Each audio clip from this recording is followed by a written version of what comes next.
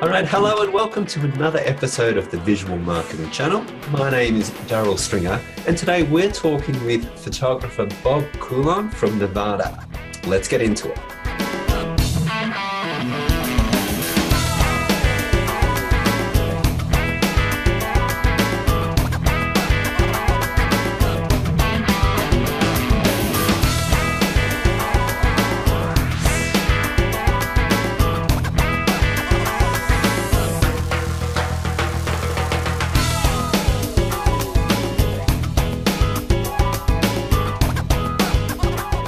Now, before we get started, we need to thank our sponsors, bestrealestatephotographers.com, where you'll find fantastic local photographers.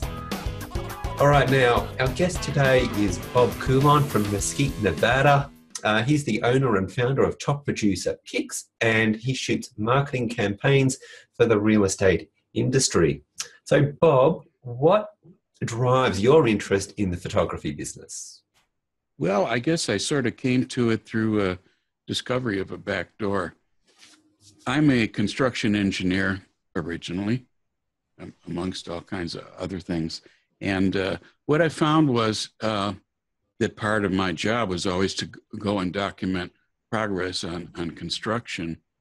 And after a while, the geometries that were going on just made it so interesting to me that I probably went a little overboard in documenting some of these buildings that went up and these industrial things. I tried to actually make them interesting.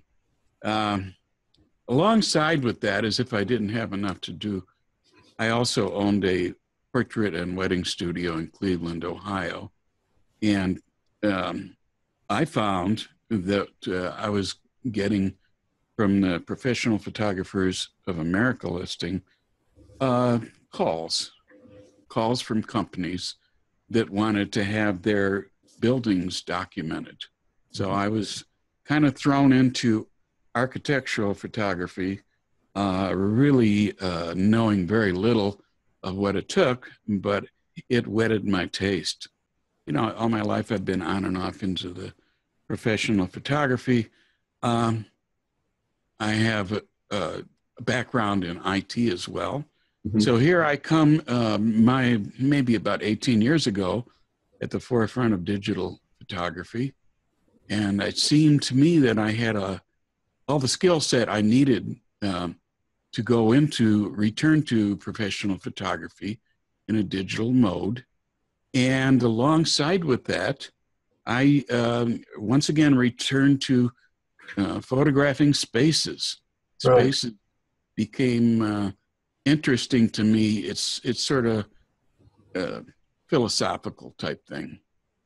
I find spaces very influential. Right. Yeah. So when you're photographing a space, what's important for you? What's your goal in shooting that area? Well, what I find is that my goal is to engage a viewer. Mm-hmm. This is really important, especially on the main listing picture. What I try to do when I'm shooting is always capture movement.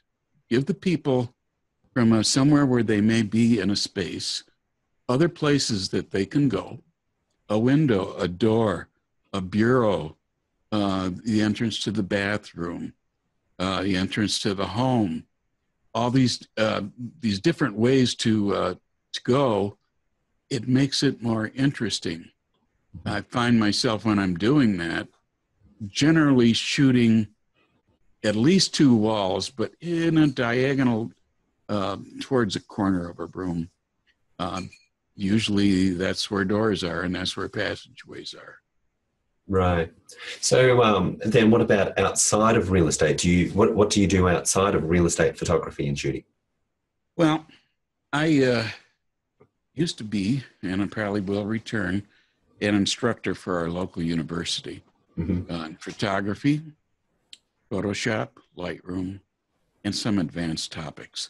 Maybe next year I'll go back to that. I don't know. We'll see. And then when all of this is over with, I may return to the fine art, nature photography, field. I one time spent several years traveling the country and participating in jury dart fairs with my work. It's a lot of work, though, and I'd like to get back into it. People were very interesting for me. Right, cool. So going back then to the real estate photo shoots, what kind of tips would you give then to a homeowner so that they get the most out of the shoot?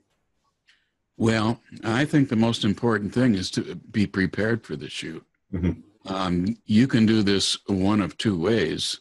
You can either get someone to guide you and do it for you, or you can take advice and do it for yourselves. I work with agents constantly so that they have a real good feel for what they are going to recommend for the client. And I have a checklist that they can follow.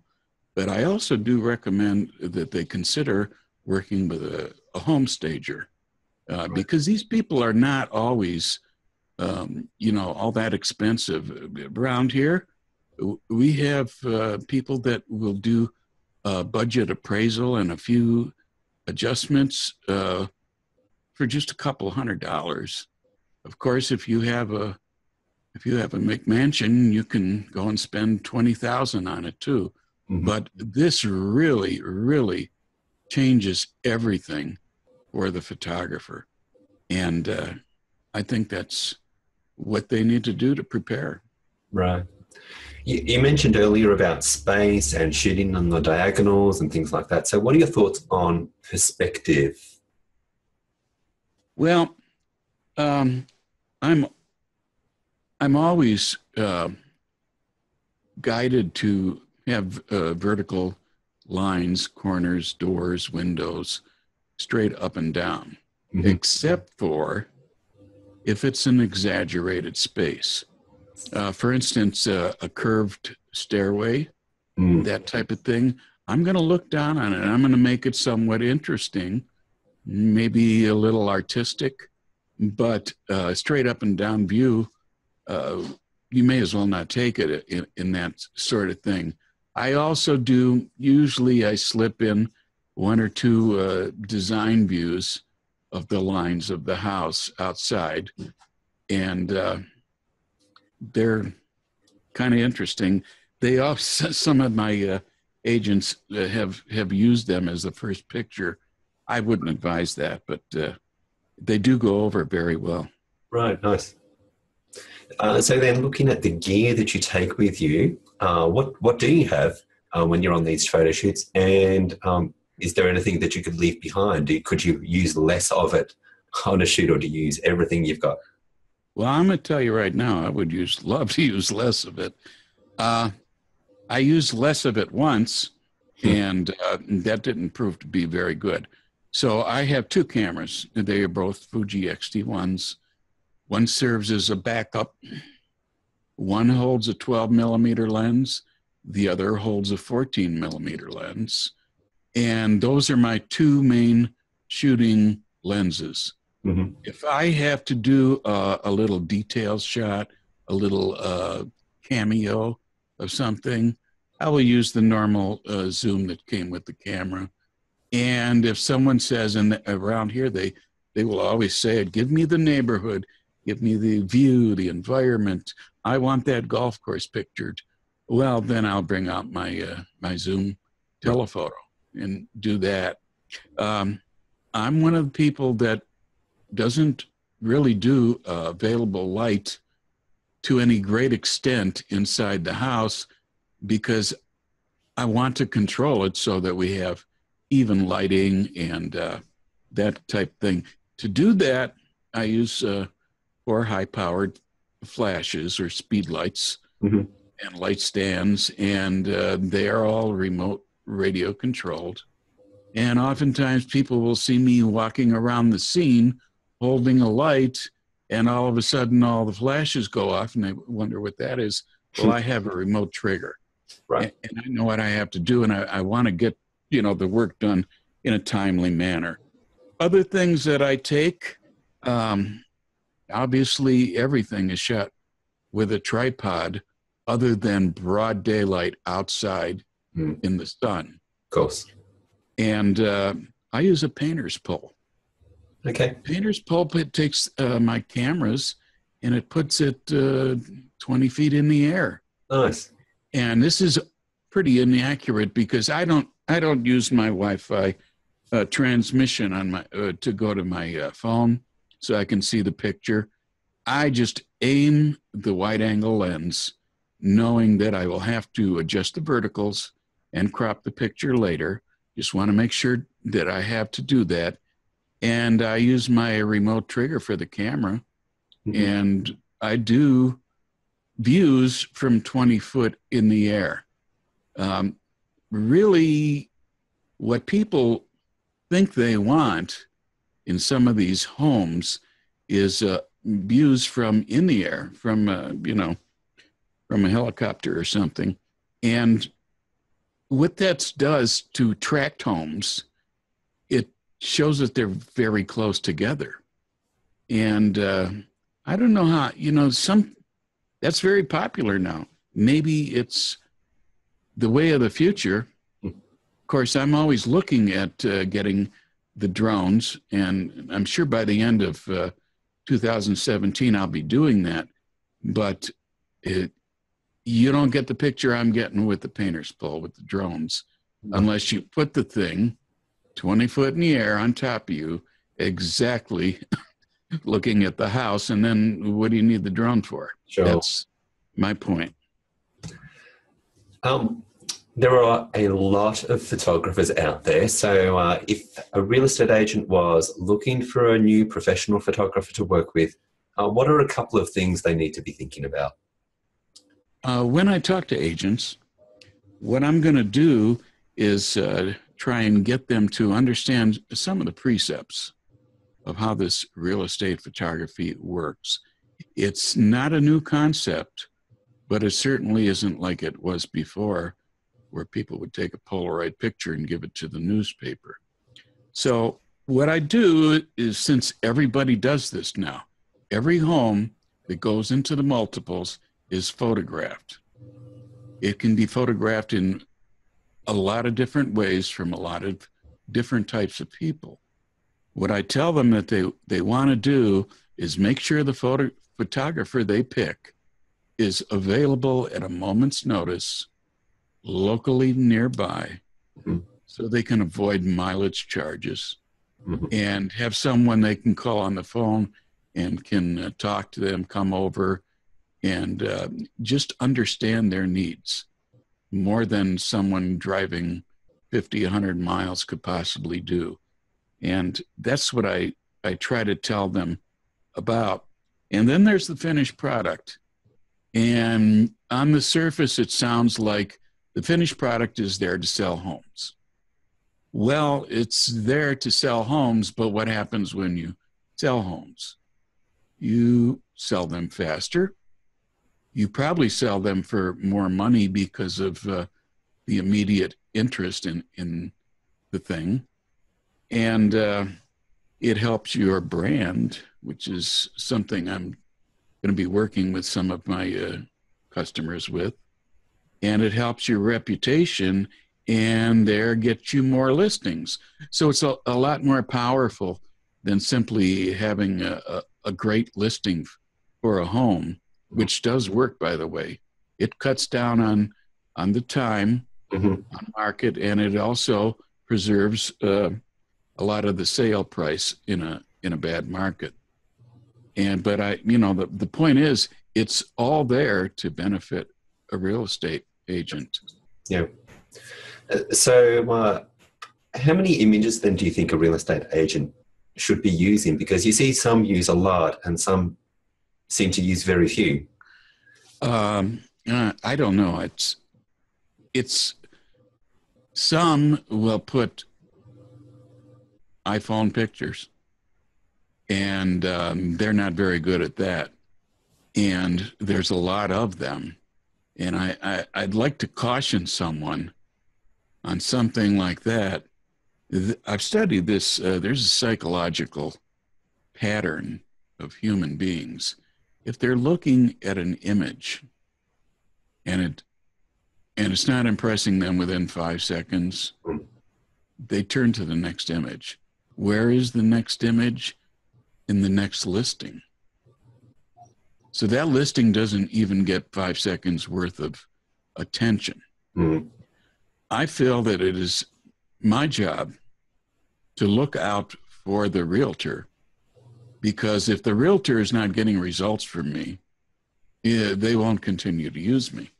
So what I try to do is to get people to engage with the photography of the home by spending a lot of time getting that little titillation excitement when they see the first picture, and then start looking at a few more.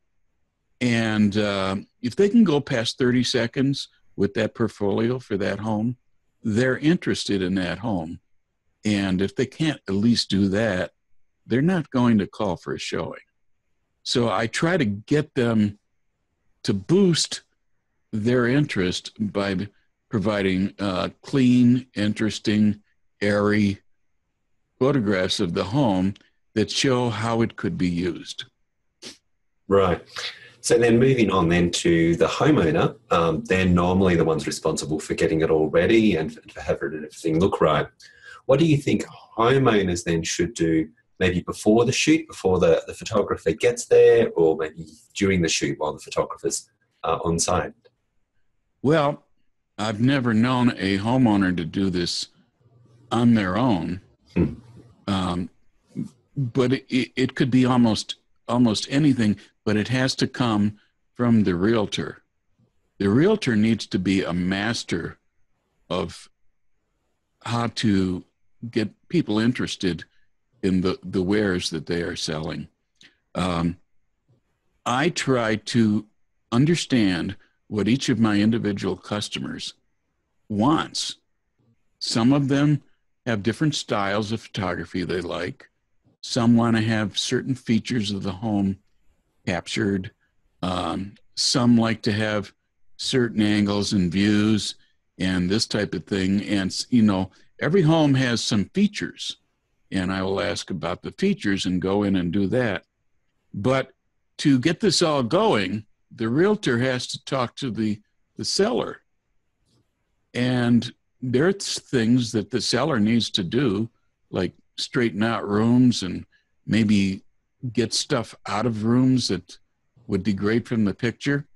And not only do they have to share that with them and get that going, I think that 2 days before the shoot or a day before the shoot, they need to call or maybe even visit to confirm that this was actually carried out.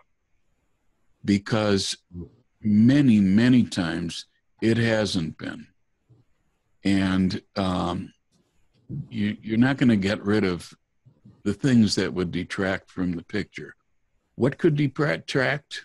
Messy homes, poorly arranged furniture, personal items, overly glitzy decorative homes, over-decorated homes,